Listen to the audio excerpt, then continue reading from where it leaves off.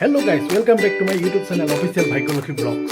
তো আজি মই ওলাইছোঁ এতিয়া বৰ্তমান ৰেডি হৈছোঁ যাবৰ কাৰণে ম'হ যুঁজ চাবলৈ আৰু ক'ত কেনেকৈ ম'হ যুঁজ হয় সকলোখিনি দেখাবলৈ চেষ্টা কৰিম আপোনালোকক। গতিকে ভিডিঅ'টো কোনো স্কিপ নকৰাকৈ আপোনালোকে শেষলৈকে চাব বুলি মই আশা ৰাখিলোঁ। এতিয়া আমাৰ জাৰ্ণি আৰম্ভ।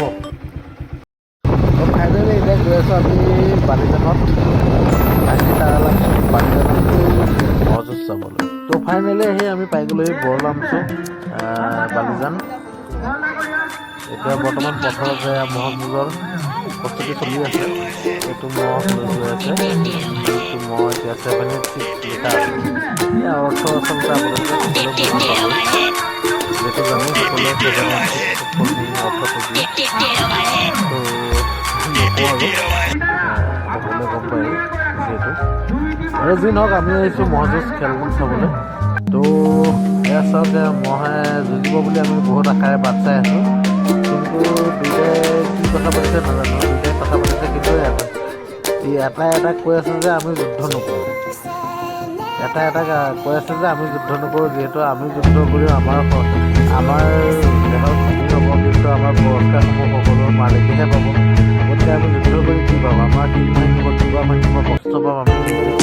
এতিয়া আমিহে বুজি পাওঁ, সেই অনুভৱটো আমাৰহে হয়। গতিকে মালিকে বুজি নাপায়, গতিকে মালিকে টকাখিনি লৈ গুচি যাব। গতিকে আমি যুদ্ধ নকৰোঁ। তো সেইটো কাৰণে চাগে হয়তো মোৰ ধাৰণা আৰু দেই দেখাইছে, এইটো মোৰ ধাৰণা হয়। তো মানে মই ভাবিলোঁ কৈ দিওঁ আৰু ন, দে আৰু কি আৰু। তো কৈ পালোঁ।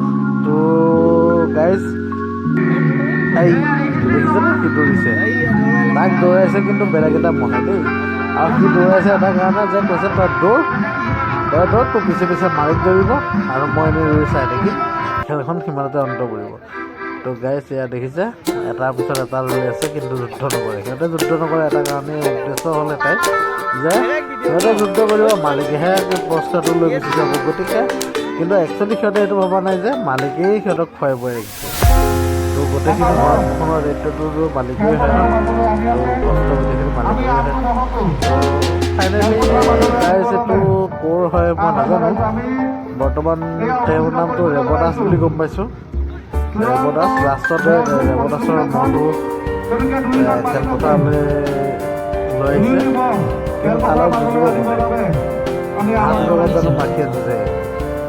আৰু মাখিয়ে যুঁজিবলৈতো কি আছে, হাতীৰ লগত মাখিয়ে যুঁজিলে মাখিয়ে জিকিব বাৰু, যিহেতু মাখিটো সৰু হয় ন। কিন্তু ইয়াত আকৌ অলপ উল্টা। সেয়া দেখিছে, লাষ্টত গৈ পেলাই সেই হাতী নেখেলিলেই, নুযুঁজিলেই। তো গাইজ ৰেৱদাসৰ মহটোৱে প্ৰথম বিজয়ী বুলি ঘোষণা কৰা হ'ল।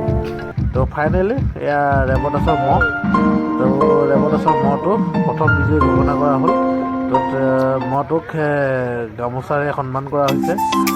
তো যি নহওক, গৰাকীলৈ মোৰ অশেষ ধন্যবাদ।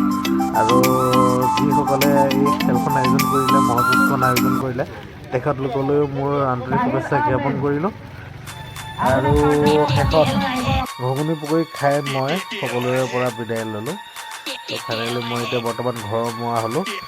তো গাইজ আপোনালোকে যদি মোৰ ভিডিঅ'বোৰ চাই ভাল পাইছে, লাইক, কমেণ্ট, শ্বেয়াৰ, ছাবস্ক্ৰাইব কৰিবলৈ নাপাহৰিব, আৰু লগত থকা বেল আইকনটো দবাই দিব।